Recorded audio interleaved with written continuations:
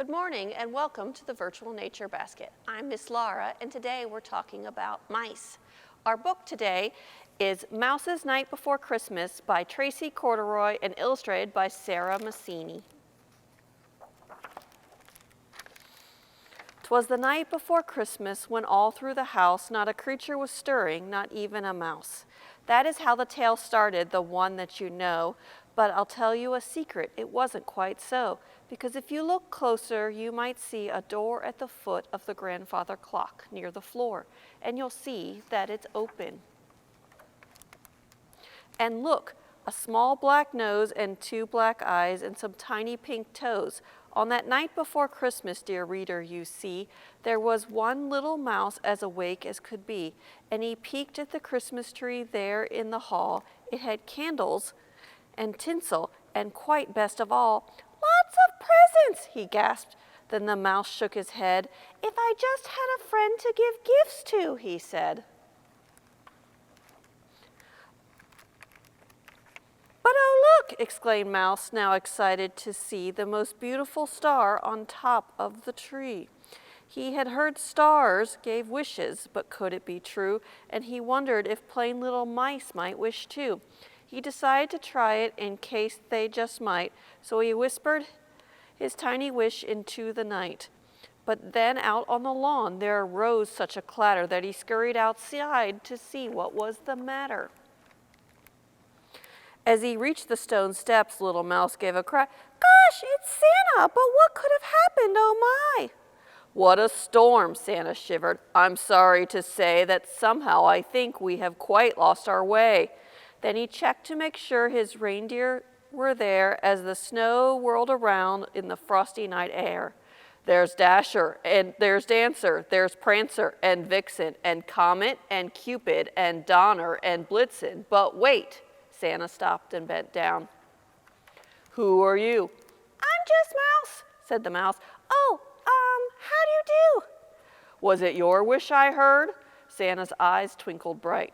Why, I did make a wish, answered Mouse with delight. Then he squeaked, but you're lost. So good, the good little girls and boys who are tucked in and sleeping won't get any toys. For a moment, Mouse thought, then he suddenly cried, I know just what to do. Please take me as your guide. I go out quite a lot when I'm lonely, you see, so if anyone knows their way around here, it's me. With a smile, Santa whisked him up onto the sleigh, and before Mouse could blink, they were up and away. As the moon shone brightly and the snow drifted down, the little mouse led the way through the streets of town. Oh, what fun he had helping to carry the toys, then fill up the stockings of good little girls and boys. He was quiet and careful and ever so neat, quite the best little helper that Santa could meet. When their work was all done, Santa landed and said, I must leave you now, Mouse, and fly home to my bed. Must you go? Whispered Mouse, blinking back a small tear. It was just so friendly to have someone here. As the snow iced the rooftops all sparkly and white, I'll be back, Santa promised, next Christmas Eve night. But till then, Mouse, your wish I remembered, you know. And he held out a box with a lovely red bow. Mouse unwrapped it at once. Oh, the skates were so sweet, but why 4 when he only had 2 tiny feet? That's not all, Santa smiled. It will soon become clear. If you follow this map, look, the path is marked here. Will the path lead the way to my wish? Mouse cried. Santa winked. Why not see for yourself, he replied. With a bright ho, ho, ho, Santa called from his sleigh, very soon, little mouse, it will be Christmas Day. And then, whoosh, he was off through the starry night sky as the mouse far below waved a final goodbye. So Mouse followed the path which went up and went down. Why, it seemed to be taking him all over town. Then it led to a park and at last to a tree, and then up on a snowy branch, what should Mouse see? But a small fluffy bird with eyes big and wide. Oh, could you be the friend that I wish for? Bird cried. For a friend, exclaimed Mouse, but I wish for that too. Then he held up the skates. Merry Christmas to you. So, dear reader, you see, on that night long ago, Mouse was not in his clock, but outside in the snow. He skated with Bird till the sky turned bright blue, two new friends with just one Christmas wish that came through. The end.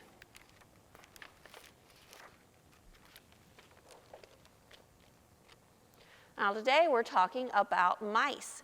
Mice are small and have pointed faces and round ears and long tails that just have a little bit of hair.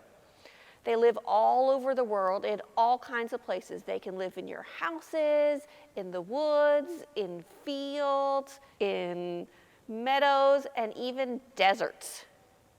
They have front teeth that continuously grow, so you'll see them gnawing on things all the time because they need to wear down their teeth. They have lots of babies, and because there's so many of them, they become important food for all sorts of animals, like cats and snakes and foxes and hawks and owls. And they also have some close relatives you might know, like rats and squirrels and chipmunks and even groundhogs and beavers and porcupines. So that's a little bit about mice. And today, for our craft, you will be making your own mouse ornament. You can get a grown-up to come to the West Chester Administration office and pick up a craft kit and then make your own mouse. And we would love to see your mice. So get a parent or guardian to put a picture up on social media. Thanks for watching.